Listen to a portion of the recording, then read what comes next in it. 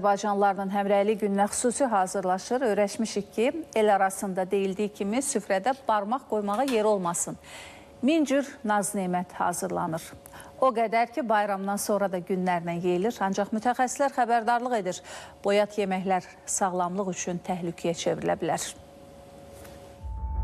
Bayram süfrəsinə düzülən çeşid-çeşid yemək əlbəttə ki, artıq qalır. Bəzən günlərlə boyat yeməklər, salatlar yenidən süfrəyə qayıdır. Ancaq mütəxəssislər bu məsələdə diqqətli olmağa çağırır. Yumurta, balıq, ət, toyuq, göbələk, mayonez və oxşar riskli məhsullardan hazırlanan yeməklərə xüsusilə diqqətli yanaşmaq tövsiyə olunur. Təhlükəsizliyi Agentliyi də vətəndaşları ehtiyatı əldən verməməyə çağırır. Düzgün saxlama şəraiti olmadıqda yemək qalıqları mikroorqanizmlərin sürətlə çoxalması üçün əlverişli mühitə çevrilir. Boya taş dadda olur deyib dəfələrlə qızdırılan düyü də təhlükəlidir. Çünki düyünün tərkibindəki Bacillus cereus düyü bişdikdən sonra belə onun tərkibində onun qalıqları qala bilər ki, bu da orqanizmdə zəhərlənmə əlamətləri ilə müşahidə oluna bilər. Belə ki, bu insanlarda ürək bulanma, baş ağrısı kimi şikayətlər yarana bilər. Ümumiyyətlə, qida bişdikdən sonra onu otaq temperaturuna qədər soyudub, daha sonra soyuducuya qoymaq məsləhətdir. Çünki isti şəkildə soyuducuya qoyulan qidalar